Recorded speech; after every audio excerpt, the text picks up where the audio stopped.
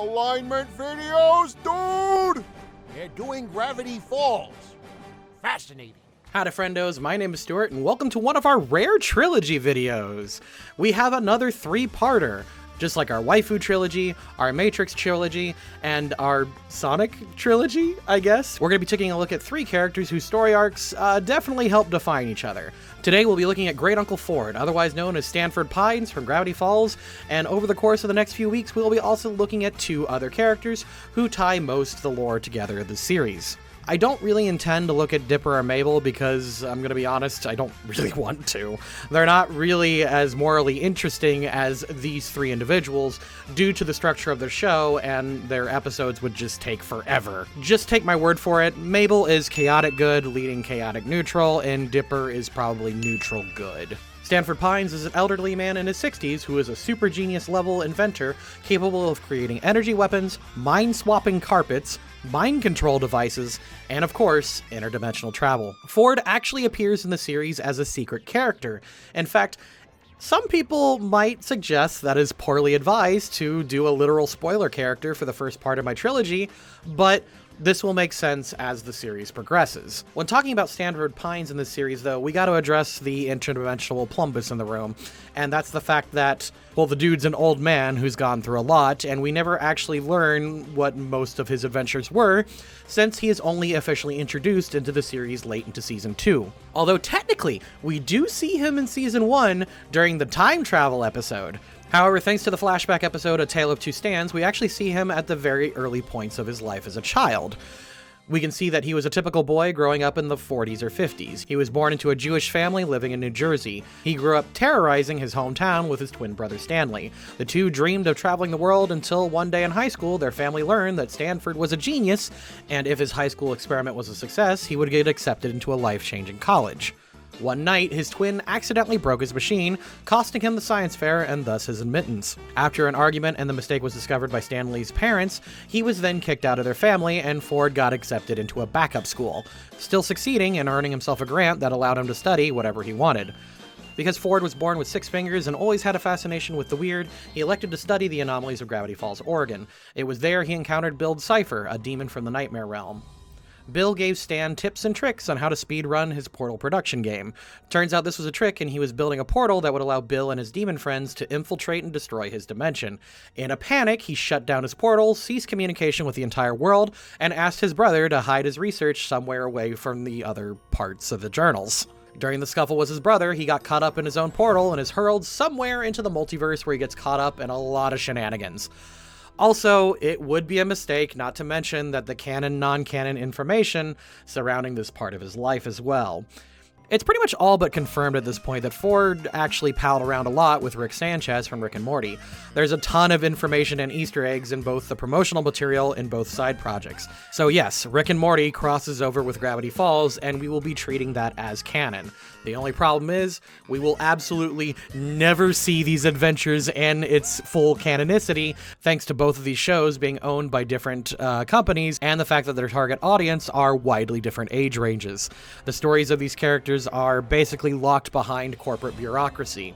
We will never actually know what happened during that time. However, I do have a few good guesses, and maybe in the future I might make a video based on what I've pieced together. I think I actually have figured it out, but because this is the alignment video, I cannot actually put that in here because I'm not 100% certain. It's mostly speculation. But if you guys do want that video, leave a comment. Let me know. I really want to know this. Anyway, considering over the course of 30 years, Ford wandered the multiverse and occasionally teamed up with both Rick and Morty, yes, both of them actually, we're going to consider Ford as chaotic neutral, leaning chaotic good. We will do his alignment dings in this video, in particular, the moment he reappears from the portal in Gravity Falls, Oregon. However, before we go, did you know that you can watch the next 3 alignment videos ahead of schedule by becoming a channel member, a patron, or a Twitch subscriber? Whichever one is most convenient for you, you can just go ahead and do that. Becoming any of these premium members gives you access to the next 3 alignment videos on your select platform and gives you a spot at the end credits of our alignment videos and gaming videos. Each membership also gives you access to another unique set of benefits. YouTube Premium gives you access to stickers and emojis not available anywhere else, and sometimes a 4th bonus alignment video. Patreon gives you access to monthly wallpapers, lore packets, and access to the uncut archive of our D&D campaigns. And Twitch gives you access to a different set of emote stickers and access to our entire streaming library. If you're especially ambitious and want to collect all 3 Infinity Stones of the Loading Crew, this gives you access to a special title in our Discord. It's mostly bragging rights, but hey, you're better than everyone else. Check any of the links in the description to gain access and help support the channel. And with all out of the way, and away we go! Oh, what do you know? It's working. Oh, shit! Finally! After all these long years of waiting! Brother! after 30 years of being trapped in a different universe, the first thing Great Uncle Ford does is punch his brother in the face. The two then explain their backstory to their nieces and nephews and trick the government away from their property, where it's none of their goddamn business what they do on it. Remember, kids, the only reason it's illegal for them to tamper with the fabric of reality is the fact that they can't figure out how to tax you for it. Fuck the federal government. Chaotic neutral. Look at us. When did we become old men? You look like Dad. Don't say that. After chasing off the government, Ford tells Stan to take care of the kids for the summer while he clears up the basement, and then he needs to leave, as in, Stanley does. He doesn't thank him or acknowledge his work of him getting him back to his dimension. Lawful neutral. My boy, do you know what this means? We must stop everything I've been working on at once and play! During the next episode, Dipper accidentally stumbles onto the secret basement of the shack while solo playing a game of D&D and more D. Anyway, he accidentally runs into Ford, who originally told him to buzz off, but once he realized what Dipper was playing, he immediately dropped everything to do a few sessions with him. Doing this, he technically did not violate his agreement with Stanley.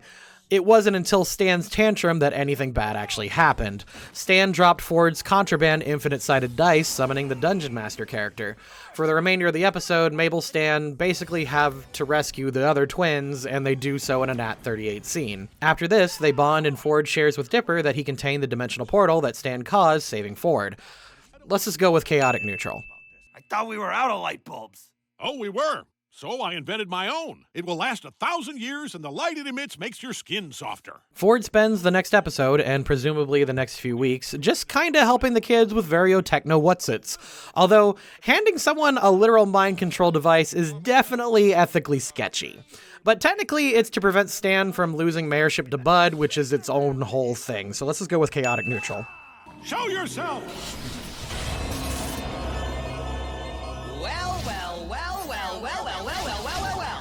Bill reveals himself, for some reason, to Ford, who then goes on high alert and starts trying to protect the family from his mind ability and powers. Plan A is to bio-encrypt their minds. Plan B is to give Mabel a weapon and let her and her friends hunt for unicorn hair.